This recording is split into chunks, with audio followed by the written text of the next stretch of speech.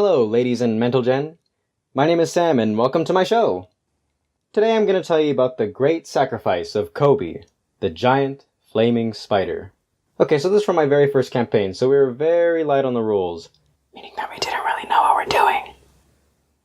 Anyway, our heroes, Lich, Polak, Zoxix, Dumbledore the Bard, Musa Akuminata, and his pet giant spider Kobe were all on their way to White Plume Mountain.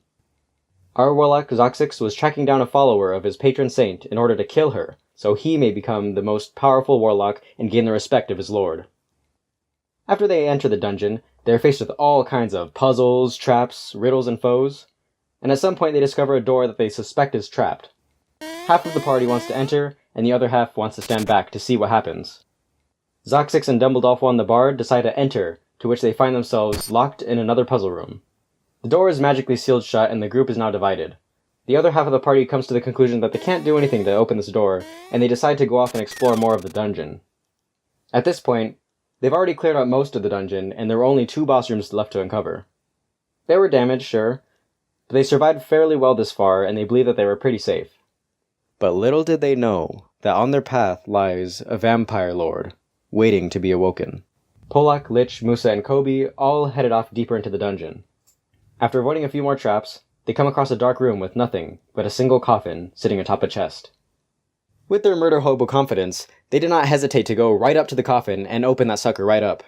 Musa walks up to the coffin and flings it open. Inside, they see a vampire lord lying there, and within a matter of seconds, they see his glowing red eyes shoot open. The seemingly lack of lights goes dim and nobody can see a thing. Musa feels a breeze blow past his face as the vampire lord flies across the room. Without knowing just how dead they were, our heroes begin screaming to each other, trying to coordinate where their enemy was. And one by one, they feel the slashes of claws and swarms of bats terrorize them from every direction. They're all swinging wildly in the dark, trying desperately to land a hit. And one by one, they realize how dire of a situation this is. After many failed attempts, Lich finally lands a single hit on the vampire lord. But it doesn't matter, as he is the first to go down. With no backup in sight, Musa and Polak yell to each other that they can't win this one and they need to run. Musa scrambles about the floor to find Lich and lifts him onto his back. They quickly locate the exit and run to it as fast as they can, desperately trying to escape with their lives, when all of a sudden, Polak stops in his tracks. His face contorts as if he's trying to fight a bad thought out of his head, and then his eyes shoot open and reveals a glowing red haze. The vampire lord has gained control over Polak's mind, and he moves to attack his friend. Musa is now outnumbered and knows that death is near. He thinks about how he should have never left the others behind, and he shouldn't have rushed into the fight so blindly. He looks down at his pet, nay, his son, Kobe.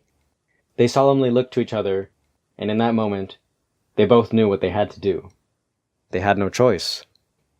You see, Kobe is a magical fire-type spider, and is equipped with the last resort, the ultimate sacrifice.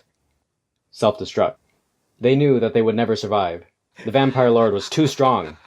And in that brief moment, no words, no commands were said. Just a subtle goodbye. Before Kobe walked into the darkness and faced the vampire lord alone. Musa sprints down the hallway that they came from, with Lich on his back and Polak chasing him from not too far behind.